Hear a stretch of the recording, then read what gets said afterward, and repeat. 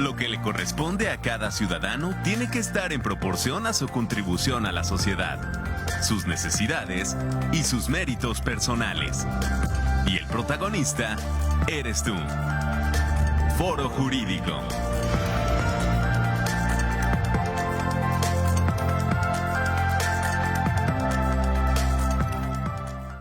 ¿Cómo están? Muy buenos días. Tengan todos ustedes los que nos ven y nos escuchan como todos los lunes. Bienvenidos a este su programa Foro Jurídico UAQ, que transmitimos completamente en vivo desde el Centro Universitario. Maestro Omar, ¿cómo estás? Buenos días. Hola, Margarita, buen día. Muy bien. Saludos a todo nuestro auditorio.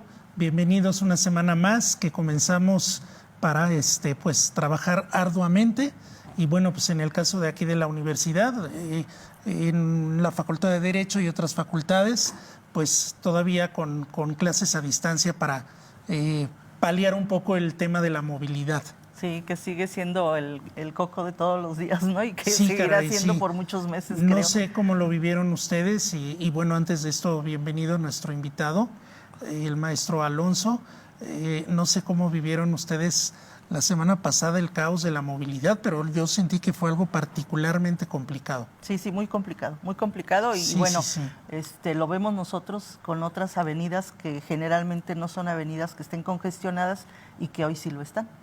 Pero Sí, bueno, caray. ese es otro tema, no le quitemos tiempo al maestro Alonso, que él es el coordinador de los bufetes jurídicos gratuitos de la Universidad Autónoma de Querétaro, de la Facultad de Derecho. Maestro, bienvenido. Muchas gracias por la invitación, maestro Omar, maestra Mago. Es siempre un placer estar aquí con todos ustedes. Un saludo a todo el auditorio que nos sigue por los distintos espacios de radio y televisión.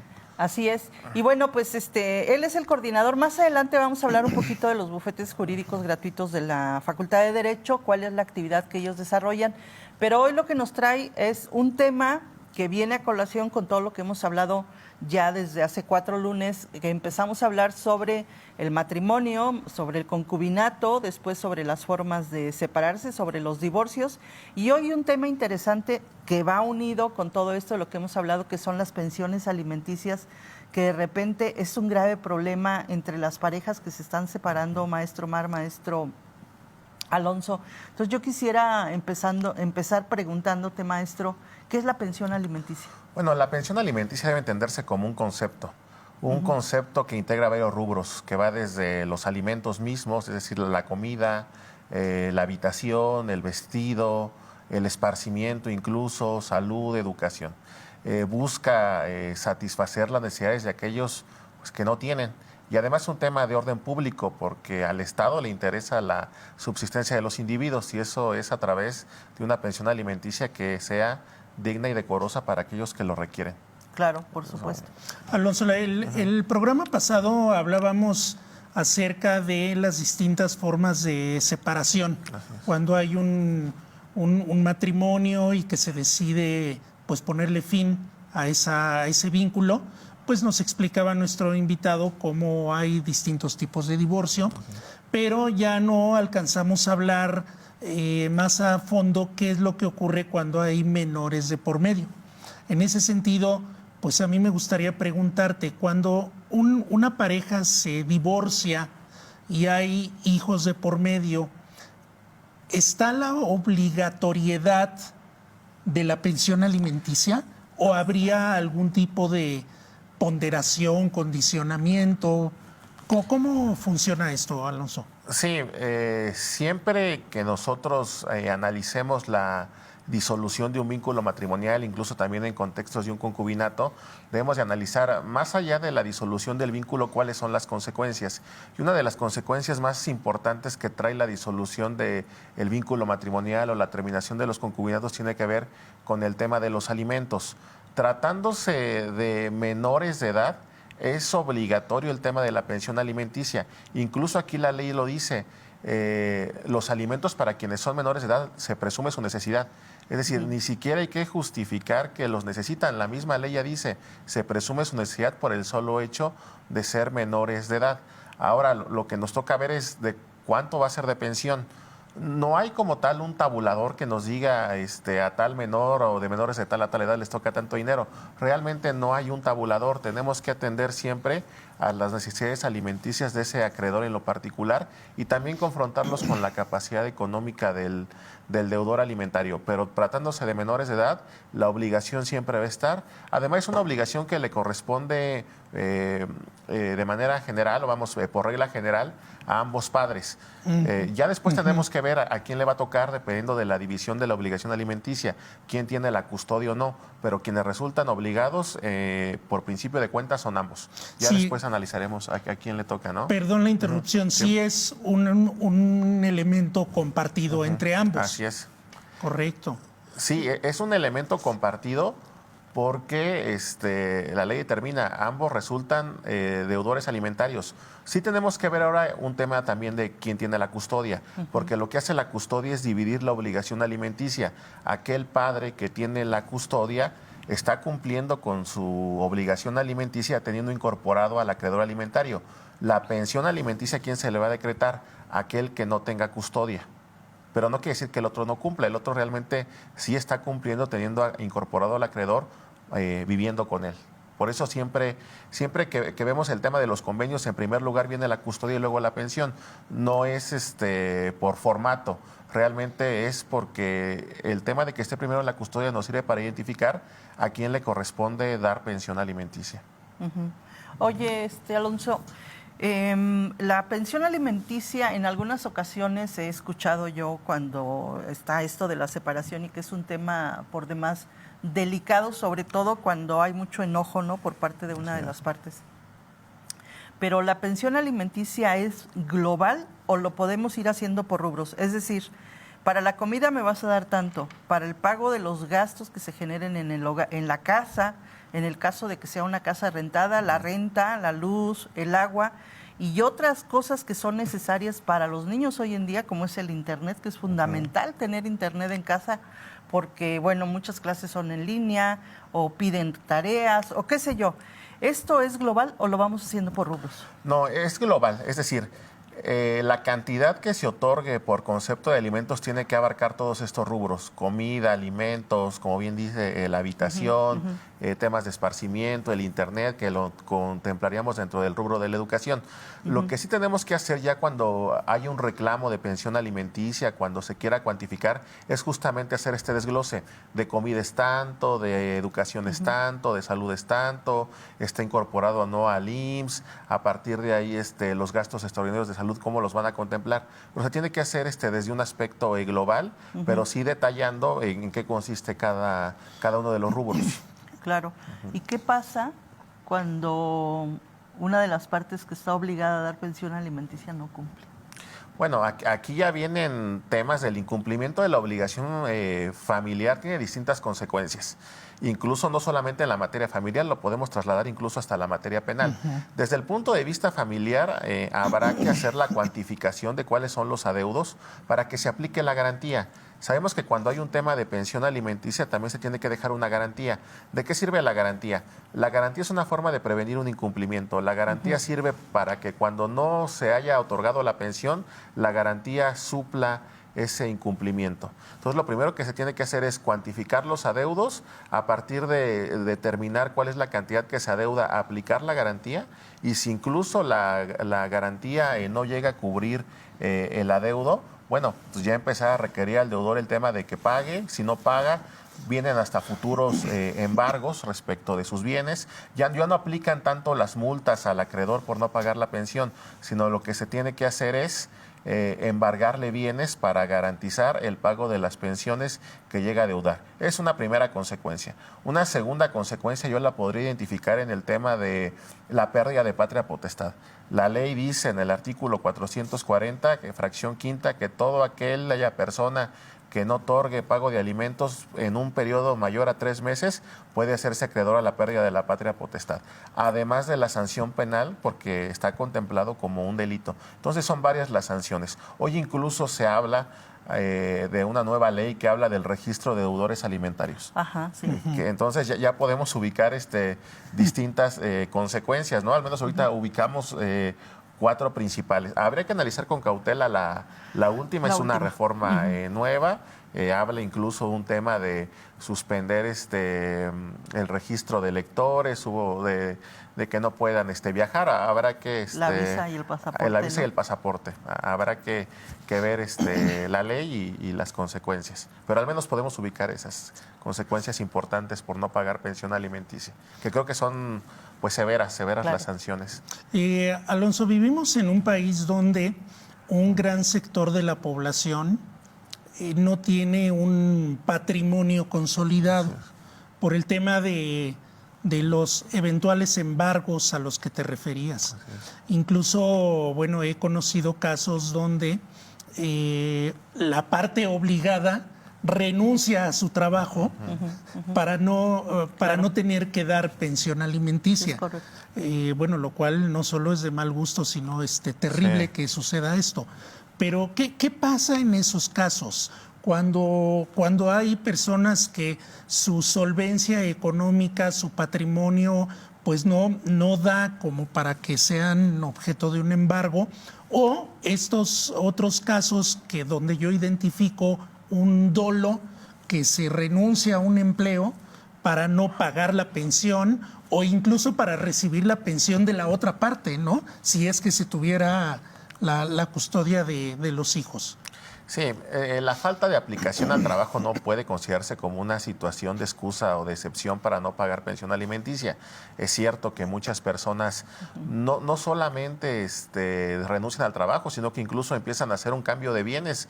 Ya cuando ven que viene la futura demanda de pago de alimentos, lo que empiezan es cambiar sus bienes a nombre de otra persona. Aquí lo importante es, los menores de edad, más allá de la situación laboral de sus padres, pues ellos siguen generando los alimentos día a día, por eso se dice que son de tracto sucesivo. Claro. Es decir, no porque el papá no trabaje un día, el niño va a dejar de comer. Entonces, aquí lo importante es identificar de qué manera hacerlos cumplir. Yo creo que un tema importante es fijar incluso unidades de medida de actualización y hacerlo responsable de alguna manera. No podemos consentir pensiones, porque también la pensión debe ser idónea y suficiente.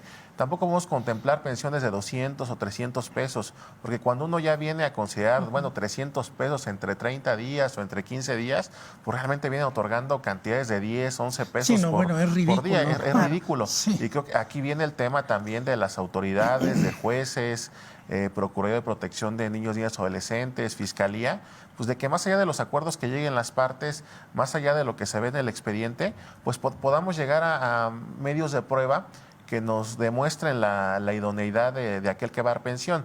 Hay personas que dicen, es que yo gano un salario mínimo, pero ve que uno que tiene cuentas en distintas tiendas departamentales, uno se da cuenta que tiene negocios, o que a propósito han querido cambiar su situación para eludir el tema de la pensión.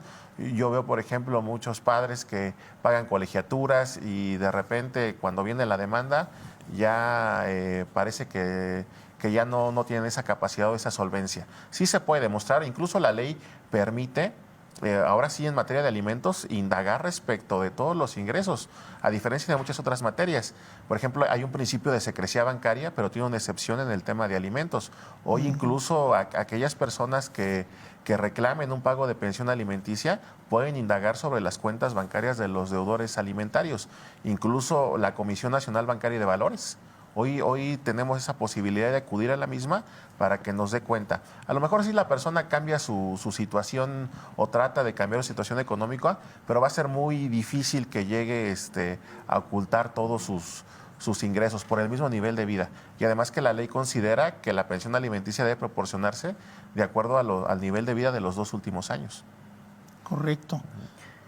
Tú mencionaste hace un ratito, Alonso, que una de las sanciones por no dar pensión alimenticia es la pérdida de la patria potestad. Sí, así es. El hecho de que no se dé pensión alimenticia por más de 3 meses tiene una sanción en el Código Civil, que es la pérdida de la patria potestad. Yo creo que de las sanciones más importantes que tiene el derecho de familia es justamente la pérdida de la patria potestad. Eso implica que el padre pierda un derecho respecto de decisión sobre los hijos.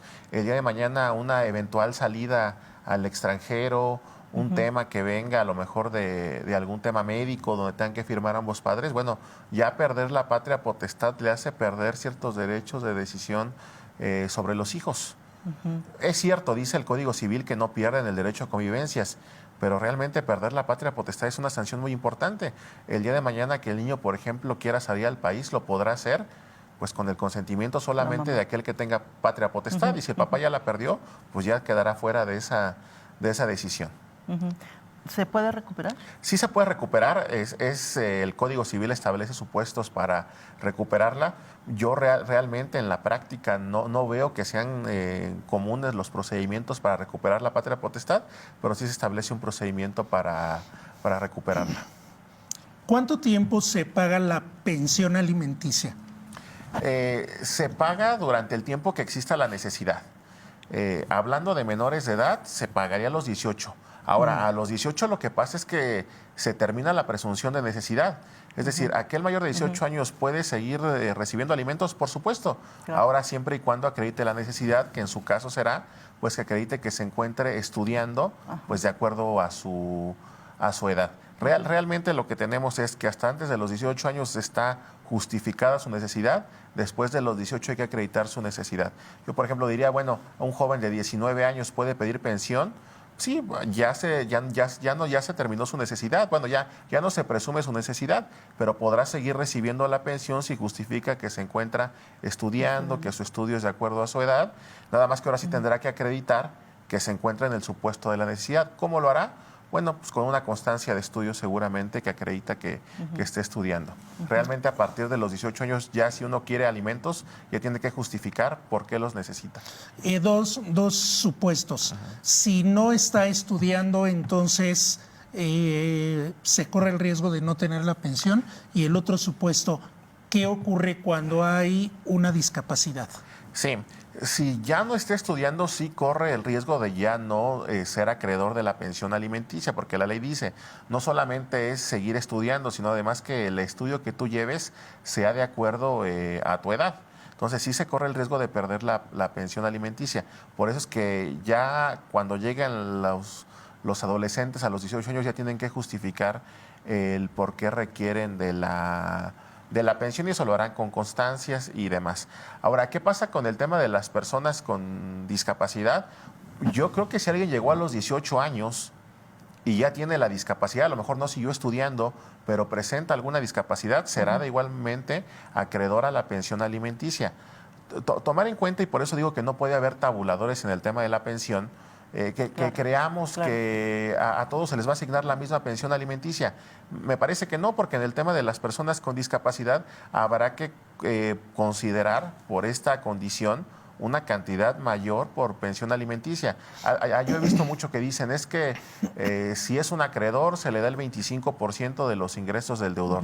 Yo creo que son criterios que toman los jueces, pero no hablemos de que sean lo que tenga que ser o que sea obligatorio. Yo, por ejemplo, si veo un acreedor que tiene, además de ser menor de edad, alguna condición de discapacidad, pues la pensión alimenticia tendrá que ser mayor a un 25%. Claro. Yo lo que opino es que no nos quedemos con estos criterios de que sea el 25 y 30. Cada caso, cada acreedor es diferente, las necesidades de cada niño finalmente siempre serán diferentes. Me parece a mí que de repente caemos como en estas ideas de que siempre será un 25 para un acreedor, un 30. Yo creo que todo depende del caso en particular, de las necesidades que demuestre el acreedor y también de la capacidad económica del deudor. Sí, porque incluso en el caso de las discapacidades, no todas las discapacidades inhabilitan. Sí, claro, ¿no? Claro. Hay algunas formas que son plenamente funcionales, la gente puede trabajar, pero hay otras que sí son absolutamente inhabilitadoras, ¿no? Claro. Oye, Alonso, ¿la ley fija algún porcentaje mínimo? Es decir, que quien está obligado a dar la pensión alimenticia de los bienes o de las ganancias que percibe con motivo de su trabajo, lo que tiene es como mínimo dar el 25% de lo que gana, el 30, el 35, ¿o es a criterio del juez? Es a criterio del juez. Okay. No hay un tabulador. Es decir, sí vemos criterios de los jueces que si es un acreedor le decretan un 25 de los ingresos del deudor, si son dos acreedores le decretan el 30, es decir, como que por cada acreedor van aumentando el tema de la pensión un 5% respecto de los ingresos del deudor. Yo creo que no debe ser así. Es decir, cada caso es diferente, como bien lo comenta el maestro Omar. Bueno, hablando de discapacidades, todas las discapacidades son diferentes. Y hablando de acreedores alimentarios de igual forma. Yo creo que lo que debemos de ponderar son las necesidades. Por eso lo importante que decía maestra, es importante hacer un desglose de cuánto de comida, cuánto de educación. Yo creo que sí, porque en la medida que nosotros le podamos justificar al juez las necesidades y el deudor tenga la capacidad, pues yo creo que incluso la pensión alimenticia podrá ser mayor a un 25 o a un 30%. Hablo de papás que pagan escuela, que pagan medicinas y que de repente someterlos a un 25%, pues dice el deudor, pues me va a ir mucho mejor que me quiten un 25% a lo que anteriormente yo estaba dando antes, ¿no? Por eso sí es muy importante que quien reclama la pensión pues sepa justificar todos estos gastos y se los sepa acreditar al juez, justamente para no quedarnos en estos criterios de 25 y 30, que reitero, no hay tabulador. Son criterios que asumen los jueces y muy principalmente aquí en el estado de Querétaro. Dos supuestos más, Alonso. Si una persona que va a pagar pensión alimenticia tiene 2 empleos, en los 2 empleos aplicaría el descuento porcentual. Y el otro supuesto, ¿qué pasa con una persona que tiene un empleo de carácter informal en donde pues sus ingresos no son necesariamente los mismos siempre, sino que son pues fluctuantes? Sí, en el primer supuesto yo creo que tratándose de alimentos, vamos, más allá del tema de la variabilidad en los ingresos, yo creo que siempre se puede obtener un promedio de cuánto gana. Hay que hacer estudios económicos, hay que llegarnos de más medios de prueba, pero yo creo que siempre se puede determinar un porcentaje, un promedio de ingresos que tiene. No es un impedimento el tema de la fluctuación de sus ingresos para no fijar una pensión. Esto sería para el segundo supuesto, ¿no? El tema de la informalidad, digámoslo así. Ok. Sí. Y en el caso de si tengo 2 empleos en los 2 lugares, ¿me van a descontar? Si hay 2 empleos, de los 2 se van a descontar. Porque es respecto de todos los ingresos que obtenga el deudor. Sí, será de los 2. Será de los 2 y además, hay muchas personas que viven en la informalidad, pero justamente habrá que aquí ser muy escrupulosos en determinar cuál es su estilo de vida. Es decir, esas personas pues tienen un flujo mínimo de ingresos, manejan seguramente recursos, cuentas, y la ley ya nos permite indagar respecto. Ahora sí que en materia de alimentos, los jueces tienen facultades discrecionales más allá de las partes para indagar sobre la capacidad económica de los deudores alimentarios. Precisamente por este tema de que muchos suelen ocultar, ¿no? O desapercibir o que pase desapercibido su nivel de ingresos. Sorprendentemente, cuando empiezan los juicios, pues resulta que se quedan sin nada. Pues sí, es muy, muy interesante esto del pago de pensión alimenticia, que lejos de ser una exigencia legal, a mí me parece que es algo más moral, ¿no? De los padres que tienen con los hijos, tanto la madre como el padre. Pero bueno, pues estas son situaciones que se dan y se viven día a día, y vemos que los juzgados están llenos con estas situaciones, no solamente de las separaciones, de los divorcios, que uno lo conlleva al otro, sobre todo cuando hay hijos, el dar una pensión alimenticia. Pero bueno, pues ahí les dejamos el tema. Tendríamos que hacerle muchas preguntas aquí al maestro Alonso.